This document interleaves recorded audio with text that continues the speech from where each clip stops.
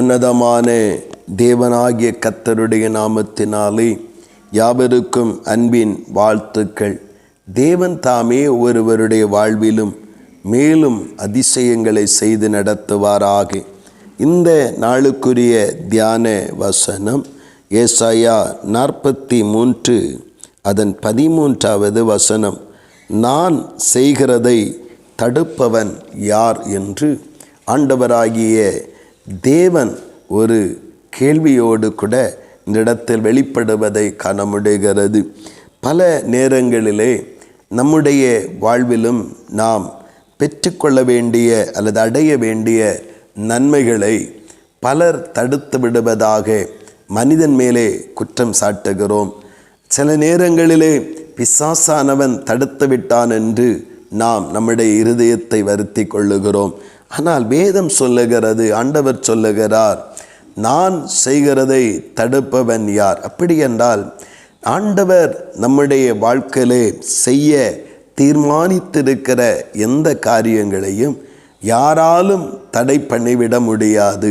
காரணமே, யோபு சொல்லுகிறார், தேவரீர் சகலத்தையும் செய்ய நீர் வல்லவராய் இருக்கிறீர், நீர் செய்ய நினைத்த காரியம் தடைபடாது என்று சொல்லுகிறார். இன்றைக்கு நம்முடைய வாழ்விலே நாம் மனிதனோ பிசாசோ நம்மளுக்கு வரவேண்டிய நன்மைகளையும் ஆசீர்வாதங்களையும் தடுத்து விடுகிறான் என்று நாம் எண்ணாதிருப்போம். காரணம், தேவன் செய்யும் பொழுது, தேவன் ஆசீர்வதிக்கும் பொழுது, தேவன் உயர்த்தும் பொழுது அதை ஒருவராலும் தடுத்து நிறுத்த முடியாதபடிக்கு அங்கே மகத்துவமான செயல்களோடு கூட ஆண்டவர் வெளிப்படுகிற தேவனாக இருக்கிறார். கர்த்தருடைய நாமத்திற்கு மகிமை உண்டாகட்டும். இன்றைக்கு நம்ம அப்படியானால் ஒருவரும் தடுத்து நிறுத்த முடியாது.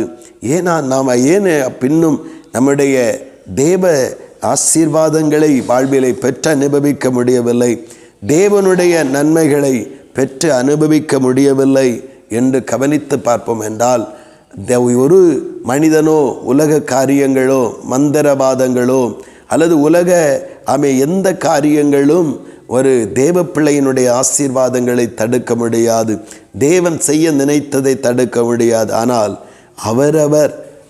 அவரவருக்கு வரவேண்டிய பெற்றுக்கொள்ள வேண்டிய ஆசீர்வாதங்களை தடுக்க முடியும். ஸ்தோத்திர. தேவனுக்கு விரோதமான காரியங்களை செய்கிறதுனாலே, அவிசுவாசப்படுகிறதுனாலே, பரிசுத்த குறை உண்டாகிறதுனாலே, ஜெப குறை உண்டாகிறதுனாலே அவரவருக்கு தேவன் செய்ய நினைத்த ஆசீர்வாதமான நன்மைகளை தடுக்க முடியும், உயர்வை தடுக்க முடியும். ஆமென். இன்றைக்கு நாம் நம்முடைய வாழ்விலே விசுவாசத்தோடு எனக்கு வரவேண்டிய நன்மைகளை, எனக்கு கர்த்தர் செய்கிற காரியங்களை ஒருவராலும் தடுத்து நிறுத்த முடியாது.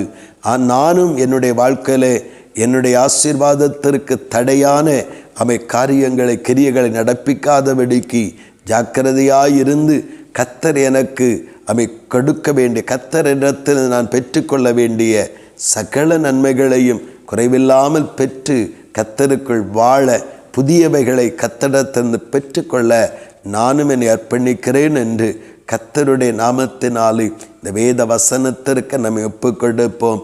கர்த்தர் செய்ய நினைத்தது தடைபடாதபடி நிறைவேற்ற கர்த்தரே நமக்கு இரக்கம் பாராட்டுவாராக. ஆமேன், ஆமேன். செபிப்போம். பரலோகத்தின் நல்ல ஆண்டவரே, நல்ல இந்த காலை நேரத்திற்காக நாங்கள் உமக்கு ஸ்தோத்திரம் செலுத்துகிறோம். தகப்பனே, கர்த்தர் செய்ய நினைத்தது தடைபடாது, கர்த்தர் செய்கிறதை தடுப்பவன் யார் என்று வேத வசனம் எங்களிடத்தில் கேள்வி கேட்கிறதப்பா.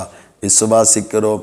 எங்களுடைய ஆசீர்வாதத்திற்கு நாங்களே தடையாயிராதபடிக்கு, எங்களுடைய உயர்வுக்கும் மேன்மைக்கும் எங்கள் கிரியைகளே தடையாயிராதபடிக்கு கர்த்தரை தெளிந்த புத்தியோடு கர்த்தர் செய்ய நினைத்தது தடைபடாது என்கிற விசுவாசத்தோடு தொடர்ந்துமை பின்பற்ற உதவி செய்யும். புதியவைகளையும் பெரியவைகளுமான காரியங்கள் நடந்தேற கர்த்தர் நடத்தும். அப்படியே செய்கிறபடியாய் ஸ்தோத்திரம். இயேசு கிறிஸ்துவின் மூலம் செபிக்கிறோம் ஜீவனுள்ள நல்ல பிதாவே. ஆமேன், ஆமேன்.